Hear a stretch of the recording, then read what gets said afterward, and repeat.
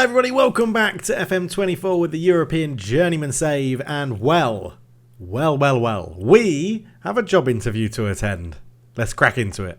Yes, hello everybody, welcome back to the Save, and following our application for the AS Monaco job, the board have invited us to attend an interview to discuss the vacancy. The Ligue 1 team have not approached us, we approached them. They fired their manager. We did touch on that in the last episode. It was a job I would be interested to go to, and they've offered us the chance of a job interview. We are not the favourites for the job. That is Xavi, who currently finds himself in charge of Napoli, I think it is. Xavi here is, yes, currently in charge of Napoli, which is really annoying, because if they appoint Xavi, we can't apply for the Napoli job because it's not a league that we've got opened yet. So yes, a little bit irritating, but we are going to have the interview with AS Monaco in this episode.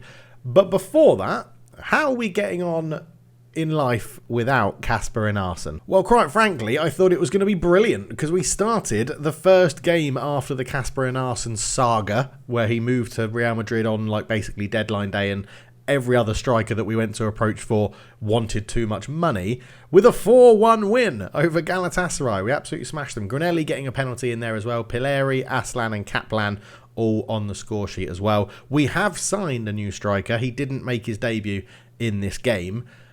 And since the new strikers come in, it's all gone a bit more downhill. We edged our way past Trabzonspor, which is an amazing name. I say edged our way past. It was a 1-0 extra time win, but they had 4 shots in the whole game. We had 34.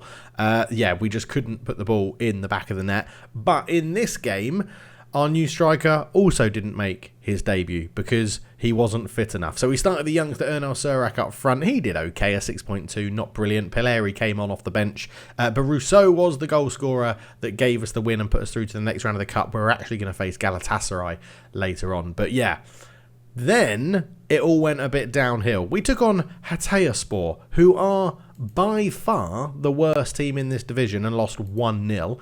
Very disappointing. Oben Sevada scored a penalty for them. 18 shots to 6, 4 on target to 2. We hit the woodwork. We couldn't score. It was awful. Our new striker made his debut. Came off the bench. Anton Edstrom is our new striker. This is the guy that we've plumbed for to try and replace Kasper and Arsene's goals. Not great, is it? I'm saying Kasper and Arsene. That's the centre-back. I'm talking about Sveni Koopman. That's who we've actually sold up front. It's been a long day. Excuse me, people. While you're watching this, I'm actually on holiday in Japan, so I'm actually doing like a full day of work and then recording as many videos as I can. But anyway, that's my idiocy out of the way. Anton Edstrom has been signed. £3.2 million, so it is a bit of a bargain. Signed from AIK over in Sweden.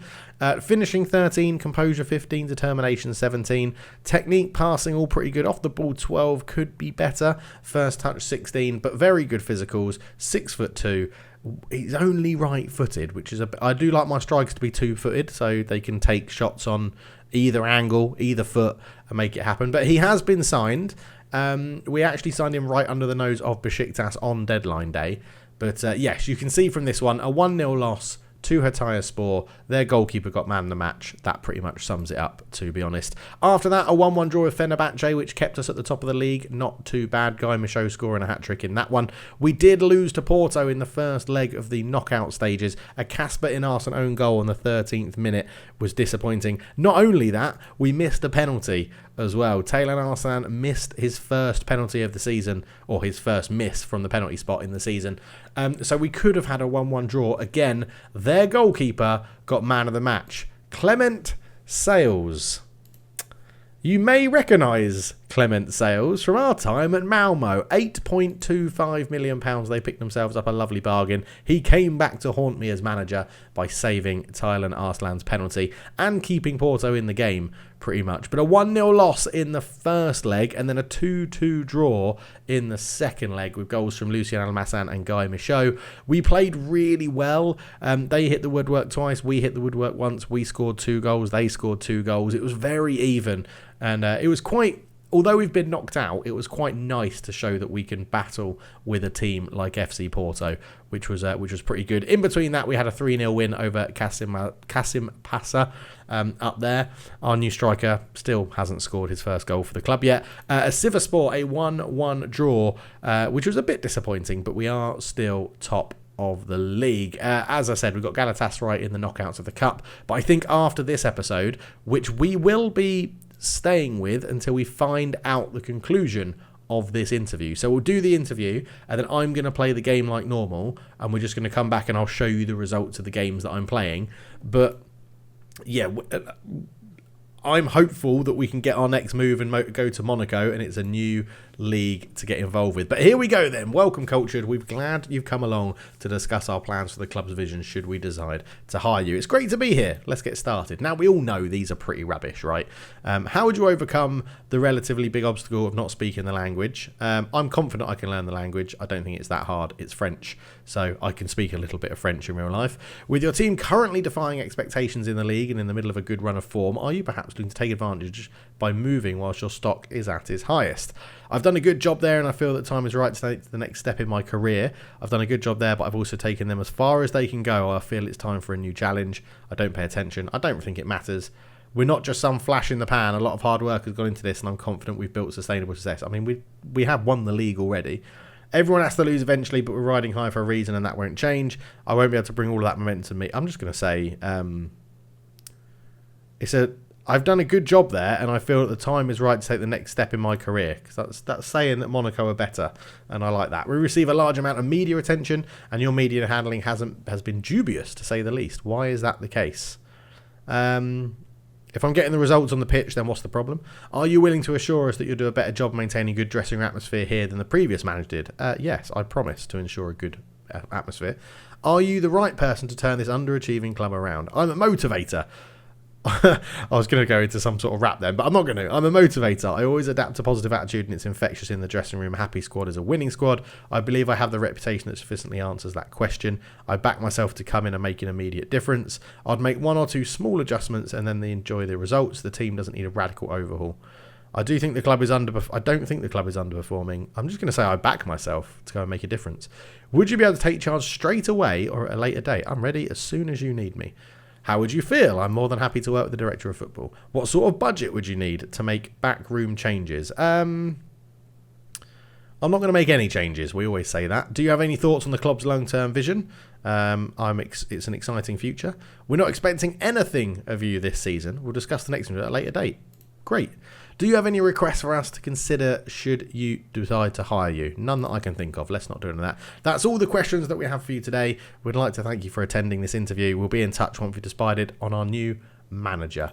Right, leave that meeting then. What is going to happen in our build-up to find out if me or Xavi are going to get the Monaco job? We've actually got a long break. We've got 12 days until our next game, so we'll be back if there's any news. Well, that has not taken long at all. A matter of days. 4 days it's taken Monaco to want us as their manager. So they were convinced by our style, our tactics, and our answers in the interview as well.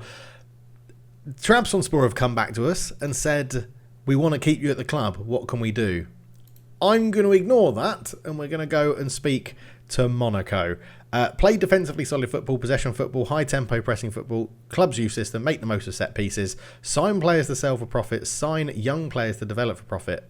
We're good at all this stuff. Let's get into it. I want to be AS Monaco manager, 3-year deal. If we get relegated, you can cut my wage by 35%. Bing bang bosh. We are moving to Monaco. Come on, it's a new league. We've beaten Xavi to the job, and here we are as AS Monaco manager. This is huge. It is a step up from Trabzonspor. I'm very, very happy with this. And in the next episode, we'll be going through the squad. They have been underperforming massively. 3rd place is media prediction. So, it's going to be crazy, right? I know for a fact as well they've got an amazingly good goalkeeper, and they play in a 4-2-3-1, which suits us quite well anyway. So it looks like they've been doing their research and sort of that stuff. We will meet the press conference. We'll meet the media, in a press conference. We will get that done. But that is all for the next episode. We leave Trabzonspor. Big news in the Journeyman Save. We're off to a new country. This is only a short little episode. I honestly thought it would take Monaco longer to get back to us. And our first game is PSG. Oh my word, you can't write it. Our first game is PSG. Absolutely incredible. Right, we will look at the squad in the next episode. There's a few names in there I do recognise, by the way. This is a huge squad as well. In fact, hang on. Filter people that are not at the club. There we go. They've got a few people out on loan. I'm looking forward to putting a stamp on the club. I'm looking forward to making it ours in the next summer. We're not too far off the summer transfer window as well.